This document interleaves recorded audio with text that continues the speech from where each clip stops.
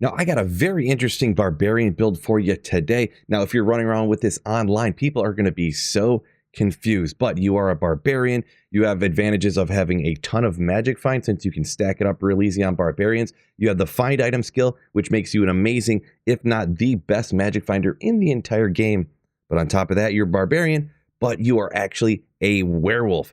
It's awesome to see. It's incredibly fun. It's different. Let's jump in. So I know, seeing my guy right here, you might think this right here is obviously a druid, right? I'm a werewolf. Well, actually, no.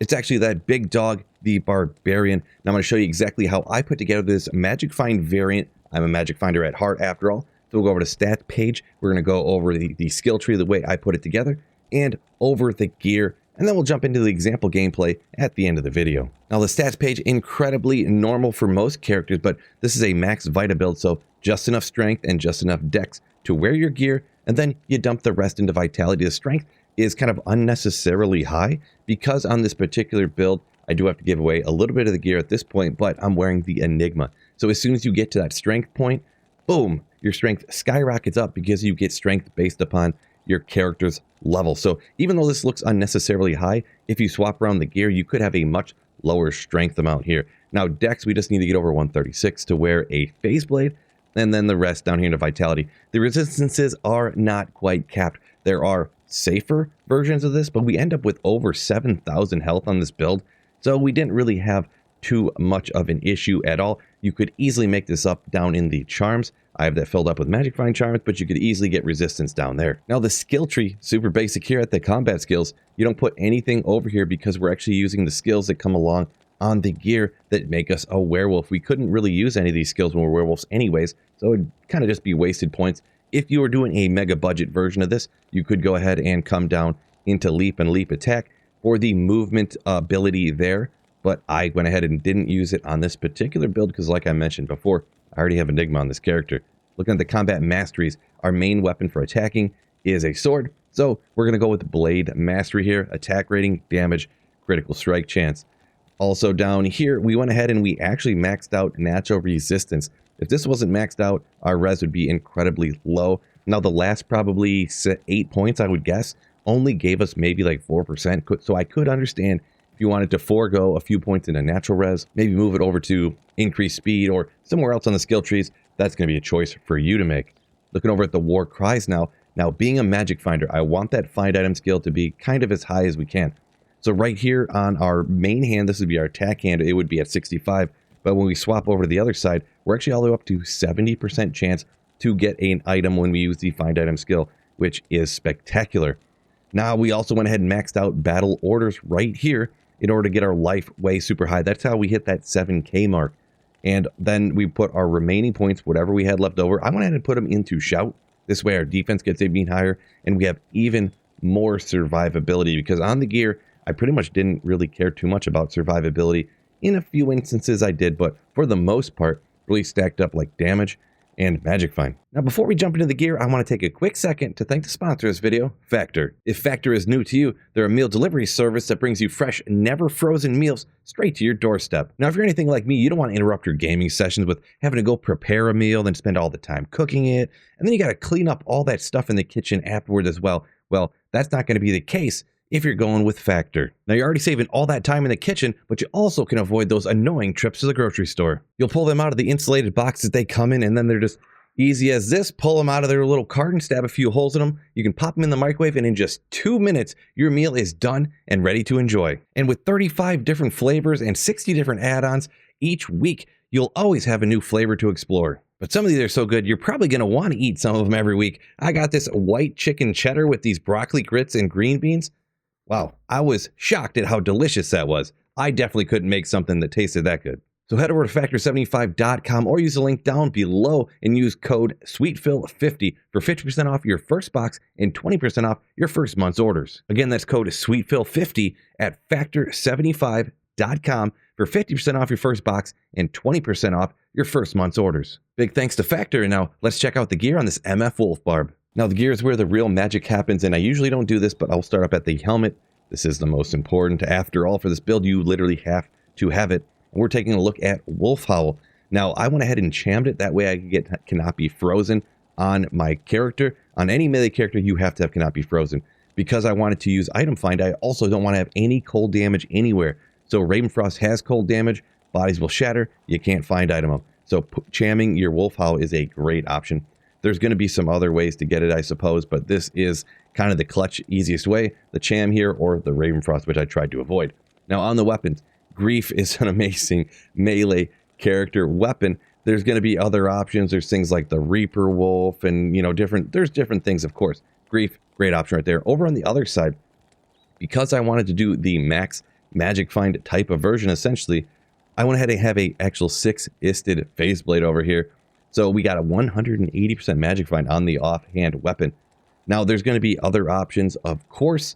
You could throw something over here. Beast will give you a fanaticism aura, or there's really several different options to go ahead and throw over here. But I decided to go with the MF over here.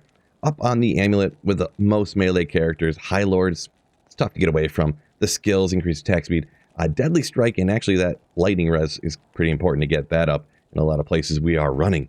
Now I did mention already this, you knew I had Enigma on. This is mainly for the magic find, to be honest, but yeah, you get the skills, which is great also. The strength boosts up your strength, so then you can kind of save points. Strength does increase your damage, but it's not really the most important, I guess. But just all the stuff that comes on Enigma. It's going to be a great option for almost every character in the game. Not to mention, you can't teleport in werewolf form. So we have 45% faster walk run. A Fortitude would be a great option here. Of course. But I decided to go this route for the magic find. Another option on the offhand, you could go with some sort of shield.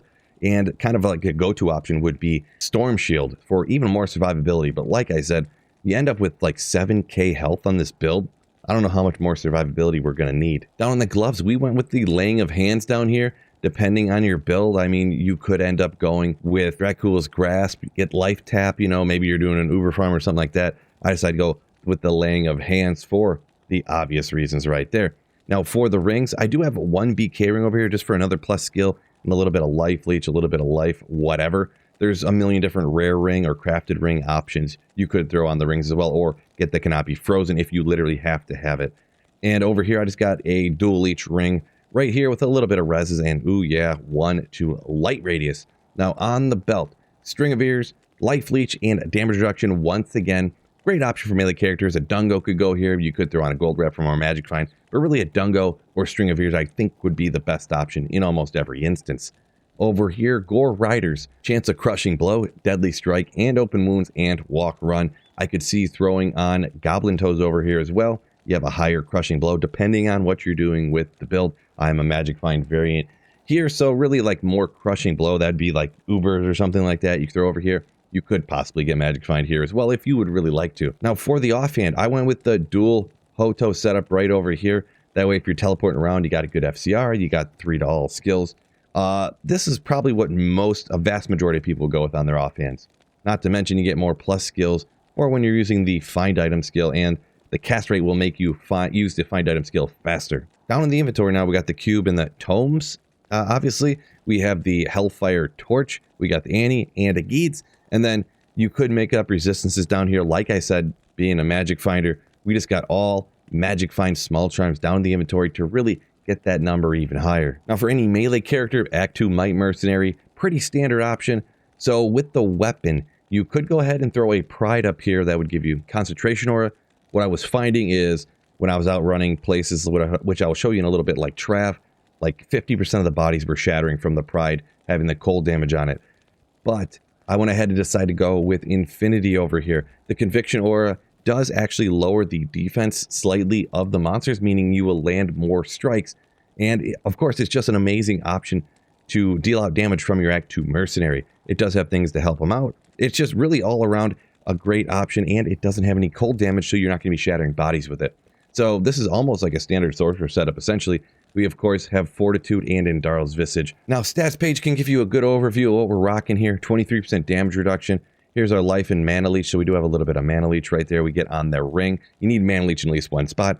Almost 500% magic find, which is a mega solid number right there. And even if we switch the offhand, we're using find item, so we can do it faster with our dual Heart of the Oaks you see hanging in the Barb's hand right there. We still have over 300 magic find even on that offhand. All right, let's go ahead and try and test it out in a few different areas right quick. Super commonplace. The first test is out here at Eldritch, and we go ahead and use our 3 shouts that we want to go ahead and use. We go ahead and turn into a werewolf, and then we're going to use this barrel rage skill, which does come on the wolf howl. You can see it increases your attack rating, your run walk. It's got a bunch of lifesteal between a crazy range there and increased damage. So of course we're going to want to use that. Double make sure you are not running out there like I almost did with your Heart of the Oaks out. You definitely want to be attacking with that grief. Now here we are, bang bang, chop chop chop. Now there isn't an area of effect on this build, unfortunately, but as you can see, you just got to do a couple of hits here on these monsters and really they just get chopped right down. Now of course this is players 1. How does it look on players 3 difficulty? So as you can see, players 3, go ahead and get your shouts all done. We have almost 5k before we even transform. We'll go ahead and transform for over 7,000 like I said. And let's go ahead and fly out there, once again making sure our grief is ready to rock.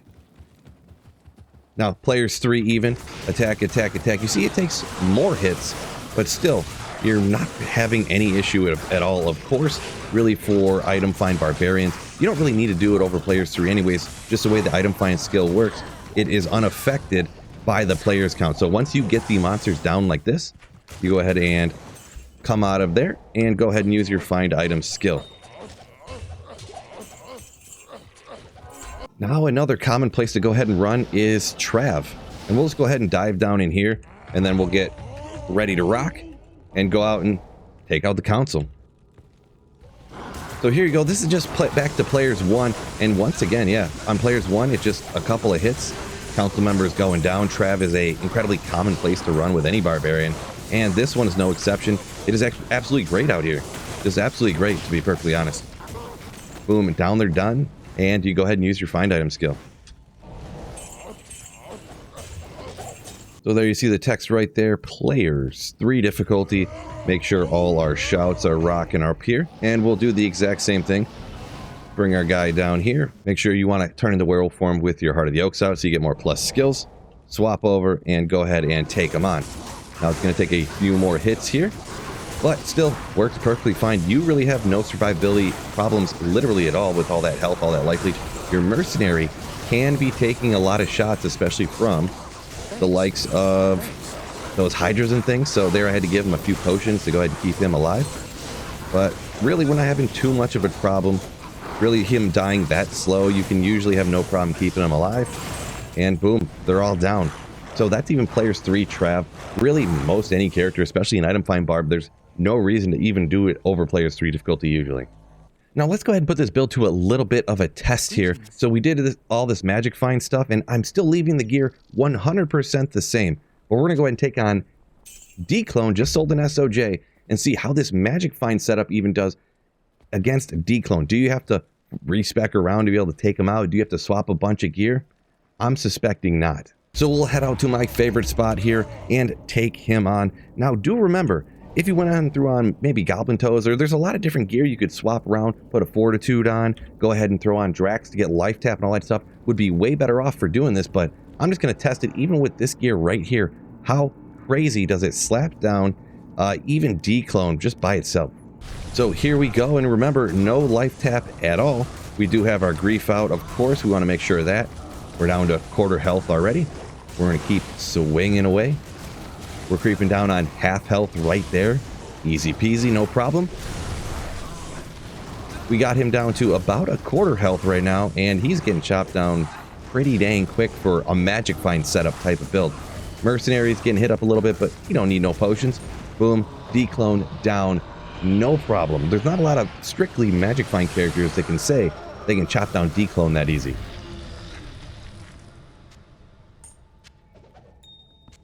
We got to check the ante for you, fellas. 14, 18, 10, right up over here, but just beside my bald head. Now, this is an incredibly interesting, very fun build that's different off the beaten path. I would really recommend, if you never tried this before, get after it.